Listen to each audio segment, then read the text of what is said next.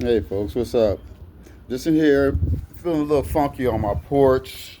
Thought and it kind of bringing back memories, and it made me think of a song that applies to America today.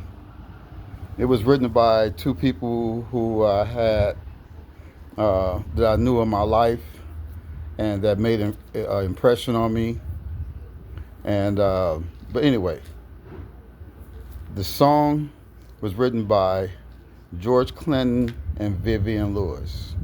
But it applies to America today. He goes, if you bet on a horse and that horse don't win, you lose. And I bet you. Look where we are today. We're not losing. We're about to lose. Because America decided after 4 years of Donald Trump and his behavior, they decided, they looked in the mirror and said, this is who we are and this is who we want to be. And guess what? Now you got terrified. And if you're not terrified, you should be. You really should be. Because this is going to be very harmful, not just to our economy, to people. It's not going to end anytime soon. For one thing, he tariffed the whole world with made up figures.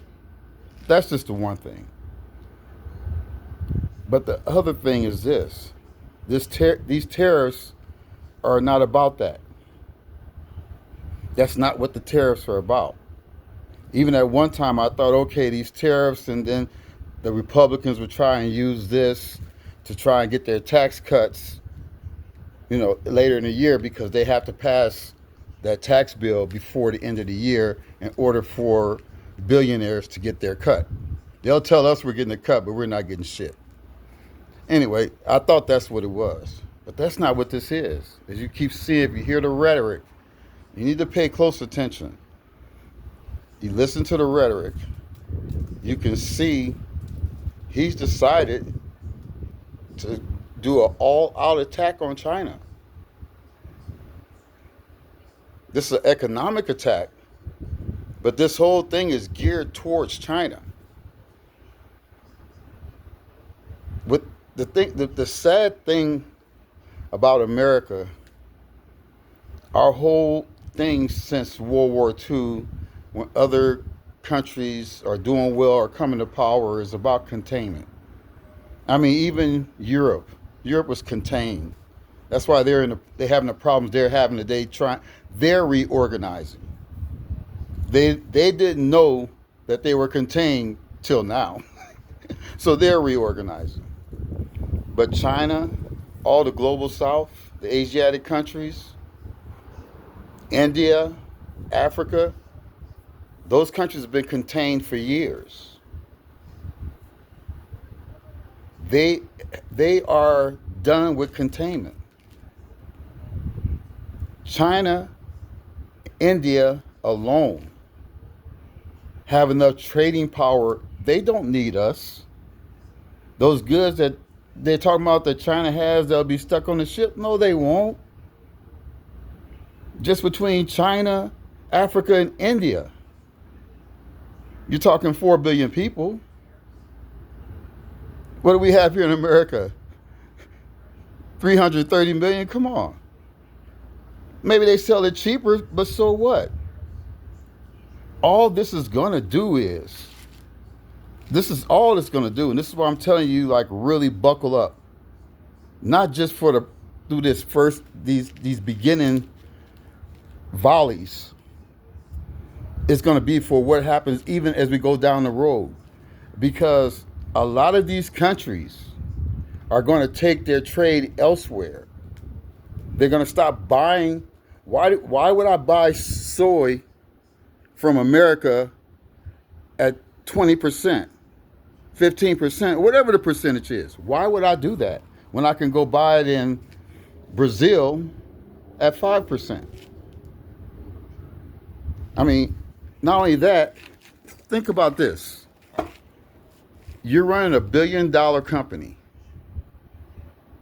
Are you actually going to do a contract in the United States right now, a 5-year, multi-billion-dollar contract, when as soon as you lay your foundation, the rules may change? Come on. We got a very unstable person running this country. I don't know if people realize it or not, but he's running America not like a businessman, but like a show host. He's hosting the show. We're the new apprentice, or whatever the hell he might want to call us. This man is not stable. It's not like I'm saying it. Almost 1,000 psychiatrists petitioned and wrote all kind of articles and everything. He's not stable. He's not with us. He's never was, but he's further away now than he was before. This is a game to him. Think about this. You got this billionaire old man, almost 80 years old, struggling with dementia and no telling what other health problems, who's already easily coerced. Give him $1 million and you're his best friend. He won't even know you're black. I'm sorry. If you are a commodity to him, he loves you. If you're not a commodity, you have shit creek without a paddle. Now, see, America, your usefulness is gone. You as a commodity was that person making that vote. See, that's where you sold your soul there. Because you can say age, you can say price of cars, and we all know that the bottom line was there were a lot of men of all races who wouldn't vote for a woman, and there were a lot of white people who wouldn't vote for a black person. She had 2 of 3 vices going into this race. Everybody knew that. Everybody knew that. We don't say that because we don't want to deal with race. We don't want to admit that some of us are racist. Oh well. I mean, I don't know why we don't talk about it. We're all from a colonized country. This country's only a few hundred years old.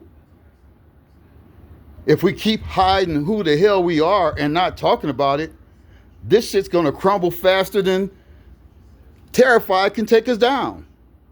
Because he's taking us down right now. What you better use this next 2 or 3 years to do is to figure out how we come out of this and what type of country you want to be. Because this perpetual hate and containment and domination and over some stupid shit. It's stupid. It's stupid. I mean, this for one example. Why would people in Wyoming hate black people? Ain't no black people coming to Wyoming. If they have to drive through, they got enough gas, they don't want to stop. Not because they think you guys are all racist, it's too damn cold there. Nobody's coming. We're not coming there. So why do you have a problem with black people trying to live their life? I don't even understand why people who own trucks, cars, homes, have a problem with people that are forced to sleep on the street. Why is there hate there? I mean, where does help come in? Not saying you have to physically do that, but damn, what kind of heart do you have? I mean, what kind of heart do you have? It's not godly. I don't care how many times you read in the Bible and you try and convince yourself that you're a good person. If you're not treating people the way you're reading that Bible, the way Jesus and the way God is telling you to be, you're just bullshitting yourself. And that's why you're so far up the hate hole, because you're a phony. You're a phony. You can't sit there and look at that Bible. Oh, I love God and I love Jesus so much. And every Sunday in Sunday school and praying for this, the good of people, except those people. Except for them black people, them trans people, them poor people. All the people that Jesus and God as the spirit of the world asks you to at least have empathy for. You don't have to do a damn thing, but at least have empathy. You cry about, oh, my tax dollars are going to that. That would be less than 1% of tax dollars if there was something in the government that would help people that are on the streets. Yeah, half of them are dope addicts and whatever else, but the other half have mental illness. Oh, because our heartless asses decided that we didn't want people with mental illness to be able to be committed by their family or other entities. So the mentally ill people are on the street. They're on the street. They're out there too. Boy, God works miracles, don't it? Don't you feel good about your godly ass? Save the bullshit, man. Stop bullshitting yourself. If you can't treat people like they're of God as you of God, I didn't see in Genesis when God said, let us make them in our image, that he made exceptions, but you do. Sure, there are a whole lot of things throughout the Bible and the scriptures where certain people are going through, especially in the Old Testament, the warring years. And the warring years never stopped. It's the one thing that human beings are good at, and that's killing and hating each other. We're so good at that shit. We are so good at it. Killing and hating each other. For what? For what? We don't have to look alike. We don't have to agree on nothing. We don't have to agree, but hell, that don't mean you got to hate somebody because they don't agree with you, because they don't look like you, because they believe different. I don't know. A lot of people don't realize you can still keep thinking and worshiping those pictures you see in the church and them statues and all that other idolatry. You could keep on doing that instead of looking at God as the spirit that he is. That is everything. He's all the energy around you, from your bedroom to your home to the outside to the sky, the stars, the moon. It's all of God. And God gave man dominion over it. We have dominion. He gave us dominion over all this stuff because he created us in their image. God said, let us create them in our image. Now, whether you believe that's how it went down or not, I mean, I have, like I say, I know that God created man in his image. We're all godly. We all have purpose, each and every one of us. From the strongest to the weakest to the dumbest, everybody can do something good if they can't do everything good. Hell, it's a lot of people in high positions, dumb as a rock. They just know how to do one or two things good, but they're dumb as a rock. And how do we know that? Look where we are now. The same group of people that took us down the shithole in 2008 are taking us down the shithole right now. The same group of people. For their purpose. Like I said, this is not, the tariffs are to attack China and try and reel them in because we feel we have to contain them. The days of containment and colonialism are gone. They're gone.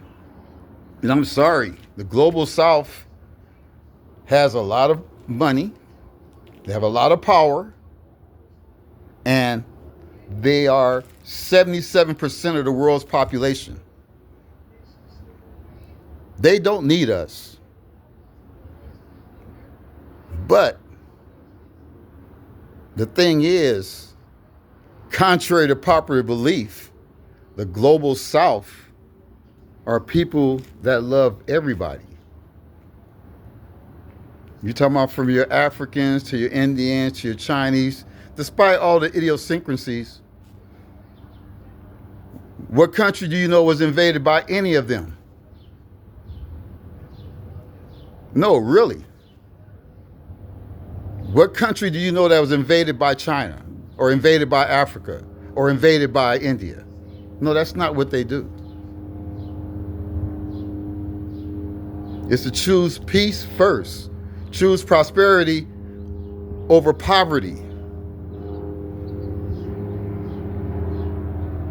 It's pragmatic.